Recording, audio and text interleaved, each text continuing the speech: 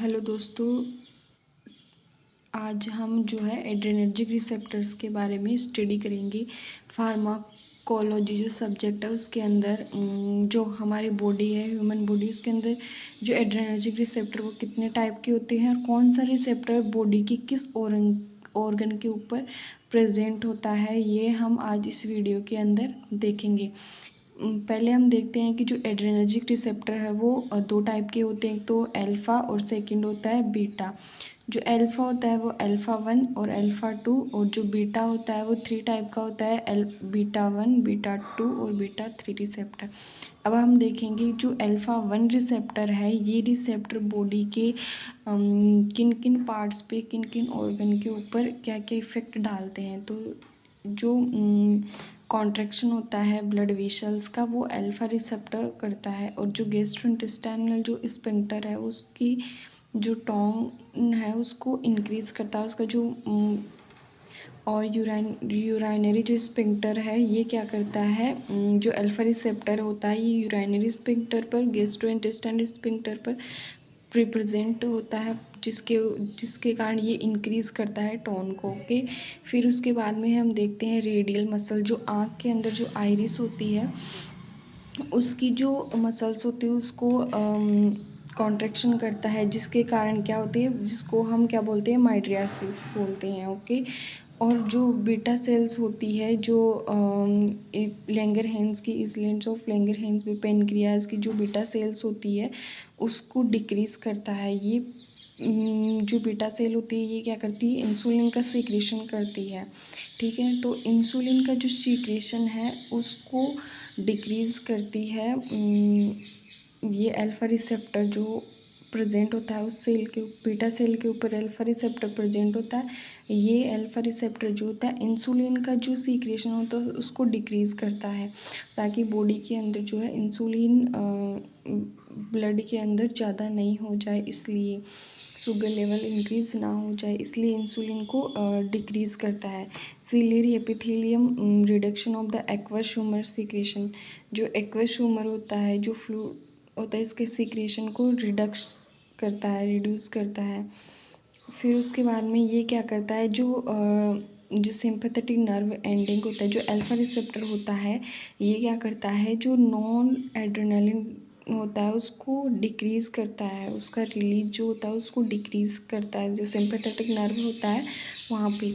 और जो beta receptor होते हैं वो 3 टाइप के होते थे, हमने देखा था ऊपर अभी, beta 1 receptor, beta 2 receptor and beta 3 receptor. तो जो बीटा 1 रिसेप्टर होता है ये कहाँ कहाँ पे प्रेजेंट होता है, हार्ट के ऊपर और किडनी के ऊपर प्रेजेंट होता है। जो हार्ट के ऊपर बीटा 1 रिसेप्टर प्रेजेंट होता है ये क्या करता है, जो कार्डियक स्टिमुलेशन होता है उसके ऊपर प्रेजेंट होता है, और जो बीटा 1 रिसेप्टर होता है वो किडनी के अंदर जो है रेनिन जो रिलीज होता है उसको प्रमोट करता है।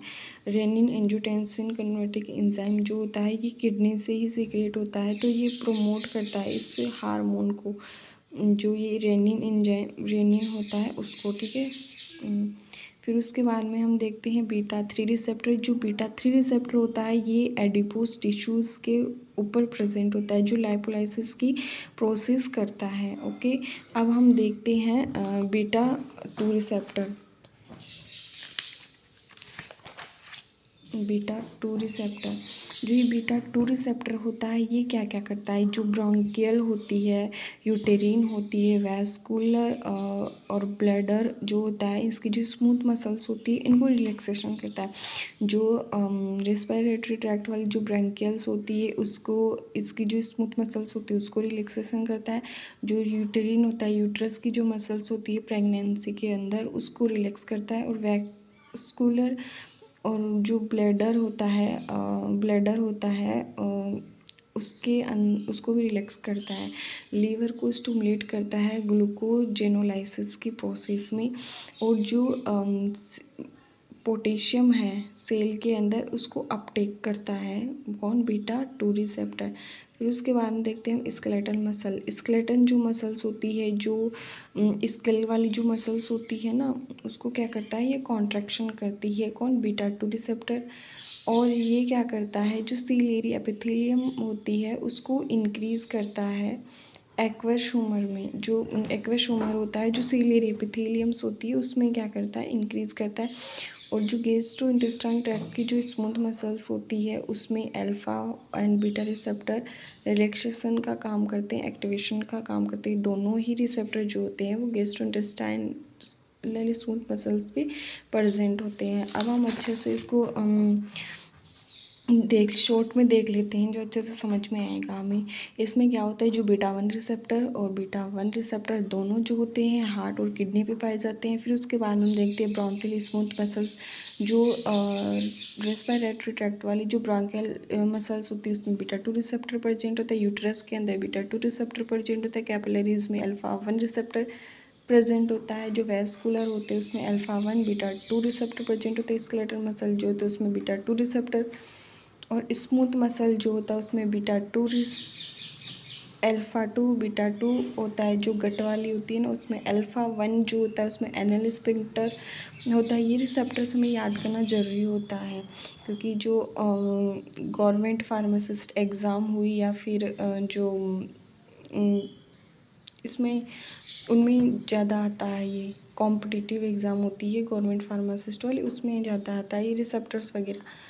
जो डी फार्मा लेवल की होती है उसमें इतना ब्रीफली नहीं आता है, क्लासिफिकेशन वगैरह के अंदर यूज़ कर सकते हैं। फिर उसके बाद में हम देखते हैं डिट्रेसर मसल जो होती है ये बीटा 2 रिसेप्टर पाया जाता है। ट्रैगन स्पेक्टर में अल्फ़ा 1 रिसेप्टर पाया जाता है।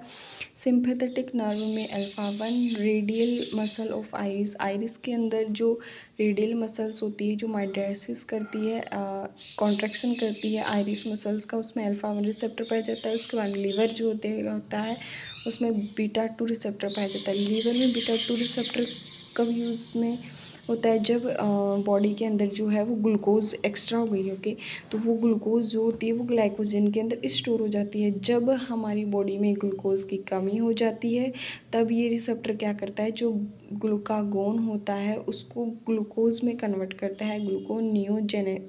ग्लूकोनियोलाइसिस प्रोसेस बोलते हैं इस प्रोसेस को, कि जो ग्लाइकोजन स्टोर है लीवर के अंदर उसको ये ग्लूकोज में एनर्जी में कन्वर्ट करता है।